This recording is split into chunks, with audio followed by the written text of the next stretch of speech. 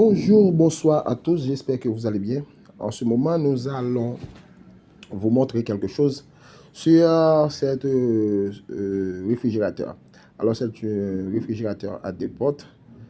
Ici, c'est la partie congélateur. Vous voyez, ici, c'est l'évaporateur qui se trouve ici. C'est l'évaporateur. Ici, c'est le plafond qui est tout rouillé, mais on va tout arranger. Maintenant, aujourd'hui, qu'est-ce qu'on va faire? On va travailler uniquement sur la partie afin de faire fonctionner ce réfrigérateur. Ici, c'est l'autre partie ou l'autre porte. Voilà, on ferme les portes et voilà comment ça se présente.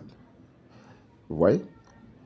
Ici, c'est le réfrigérateur. Il est allongé sur le dos. Il est allongé sur le dos. Voilà, vous allez voir, il est allongé sur le dos. Et qu'est-ce qu'on va faire? On va changer ceci. C'est le condenseur. L'autre technicien qui a travaillé là-dessus a mis un condenseur pas derrière. Et je voulais vérifier exactement si le condenseur là-dessous, ici, ce condenseur-là n'est pas hors service. Je voulais vérifier exactement si ou le choix de l'autre technicien est normal ou de l'autre frigoriste est normal, si son jugement est normal afin d'abandonner ou d'annuler ce condenseur. Qu'est-ce que j'ai fait? Je vais mettre une valve de service ici. Vous voyez, c'est une valve de service. Et l'autre bout, on fait quoi avec l'autre bout? On obstrue l'autre bout ou on ferme l'autre bout afin de mettre ce condenseur sur pression. On va mettre ce condenseur sur pression. Et lorsqu'on met ce condenseur sous pression, après quelques heures, on va vérifier que ça ne bouge pas et ça reste mobile. C'est-à-dire que ce condenseur n'est pas hors service. Vous regardez? Ici, c'est vous voyez, c'est le réfrigérateur allongé sur le dos en appuyant sur une chaise. Voilà, en appuyant sur une chaise. Et on va essayer. On a déjà mis ce condenseur sur pression et ça indique que tout est OK. C'est-à-dire que ce condenseur n'est pas hors service. Je vais essayer de le mettre à sa place. Je vais essayer de le mettre à sa place et ensuite on va enlever le filtre. On va enlever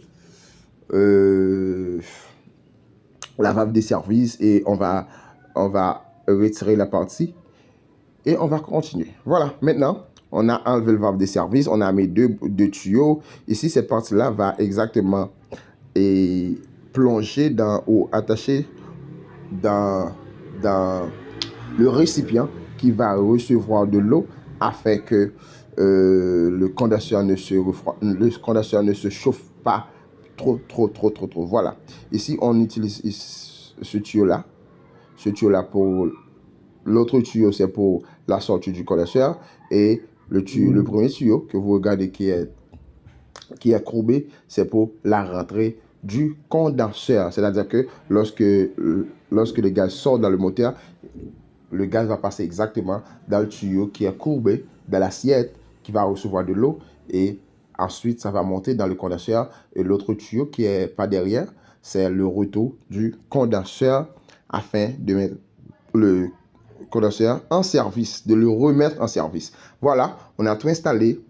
Comme vous pouvez constater, la soudure, tout est OK. Et on a replacé l'assiette ou le récipient qui va recevoir l'eau dans le but de bien installer. Et ensuite, on va relever ou on va réélever. Vous voyez, on va relever. Voilà, c'est fait. Maintenant, on est en connexion avec la partie moteur, ou pas derrière, alors excusez-moi, pas derrière. Voilà, on a fait le soudure. Vous voyez, on a fait le soudure. Et ce tuyau-là qu'on vient de souder, c'est le tuyau courbé que vous voyez qui se trouve exactement dans l'assiette ou dans le récipient qui va recevoir de l'eau. Et dans l'autre tuyau, qu'est-ce qu'on va faire? Maintenant, avant tout, regardez le moteur. Le moteur, c'était un Bracco. C'était 80, ok, 80, 115 à 100, 115 à 100 quelques comme volts. Et ici, c'est l'autre moteur, c'est ici qu'on va mettre le moteur. Et ici, vous regardez là-haut, c'est le capillaire, le tube capillaire ou le détendeur. Qu'est-ce qu'on va faire? On va mettre, vous savez que entre le tube capillaire et le retour de du condenseur, c'est ici qu'on va trouver le filtre. On va mettre le filtre. OK? On va essayer de mettre le filtre. Voilà. Qu'est-ce qu'on va faire? On va vérifier si tout est OK. On va vérifier quelque chose. Voilà.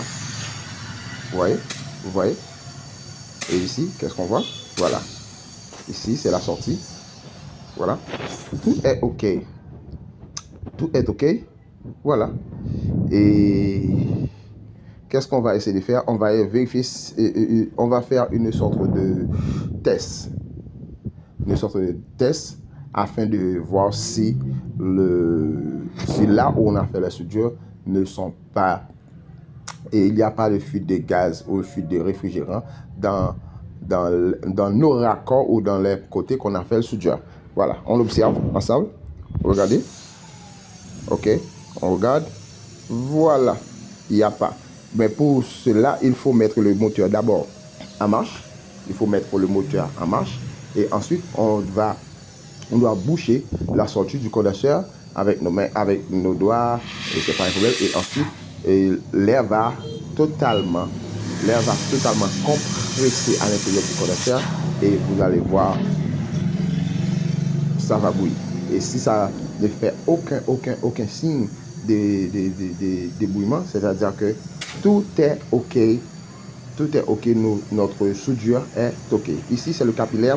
Qu'est-ce qu'on va faire? On va rallonger le capillaire. Vous voyez, ici, on va rallonger le capillaire parce que c'est trop court. On va rallonger le capillaire. Et voilà, on a fait l'allongement. Vous voyez, ici, on a allongé le capillaire. Ici, c'est le capillaire. On a allongé le capillaire afin d'avoir plus de capillaire parce que ce bout de capillaire rentre exactement ou directement à l'intérieur du réfrigérateur, pour ne pas dire dans l'évaporateur exactement. C'est-à-dire que c'est trop court. Comme vous savez déjà, un capillaire doit être environ 2 à 3 mètres de longueur. OK, 2 à 3 mètres de longueur. Voilà, on a placé le filtre et ensuite on a placé l'autovide et on a tout soudé. Voilà. Maintenant, on essaye, on vérifie qu'est-ce qu'il y a. OK, vous voyez. Voilà, on vérifie s'il y a fuite de gaz. OK, s'il y a fuite de gaz ou fuite de réfrigérant. Et voilà, on vérifie ici. OK, on vérifie ici. Et ici, il y a une fuite de gaz. Regardez, ça va faire du bruit. Regardez. Ici, il y a fuite de gaz ou fuite de réfrigérant. OK. Et qu'est-ce qu'on va faire? On doit souder. OK. Après le soudure, on vérifie encore. OK. Après le soudure, on vérifie encore. On a fait le soudure. On vérifie encore. Ici, il n'y a pas de fuite de réfrigérant. Vous voyez. Il n'y a pas de fuite de réfrigérant. Voilà, tout est nickel, tout est OK. On vérifie. Maintenant, c'est la sortie. OK, c'est l'autovide, c'est normal. Ça doit sortir ici. Mais là, il n'y a pas de fuite de réfrigérant. Et là, encore, c'est ainsi qu'on peut vérifier s'il y a de fuite de réfrigérant. Et ici, on vérifie. Il n'y a pas de fuite ici. Vous voyez, il n'y a pas de fuite ici. Et ici encore, on vérifie s'il y a de fuite. Et non, il n'y a pas de fuite. C'est-à-dire que tous nos soudures ou tous nos raccords ou tous nos travails sont totalement nickel. OK? Maintenant, qu'est-ce qu'on va faire? On va faire le vide. On va faire l'autovide. Vous regardez le manomètre, ça indique que l'autovide commence à rabaisser. C'est-à-dire que la quantité d'air ou atmosphère qui se trouve à l'intérieur du réfrigérant commence à réduire. On regarde. Oh oui, voilà. Il y a encore de l'atmosphère à l'intérieur du système. On va attendre. On va attendre un peu. OK, on va attendre un peu.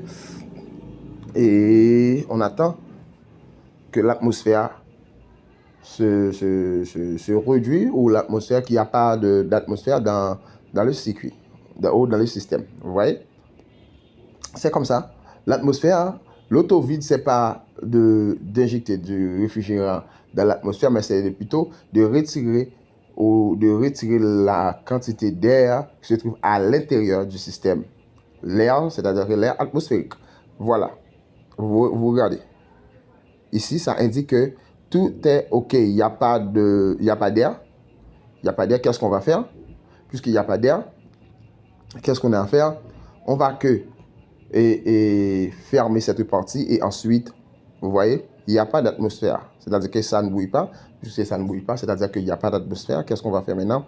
On va seulement fermer ce bout de tuyau et ensuite la souder et ensuite ajouter. Voilà, on ferme. Vous voyez, avec une pince, on ferme d'abord et ensuite on va souder. On va le souder. Ici, on va le souder et ensuite, après le soudure, on va mettre du réfrigérant à l'intérieur du système. Vous voyez? Ça montre normal, c'est-à-dire qu'il n'y a pas d'atmosphère totalement, il n'y a pas d'atmosphère. J'espère que vous avez compris. Voilà. Et maintenant, qu'est-ce qu'on va faire? On va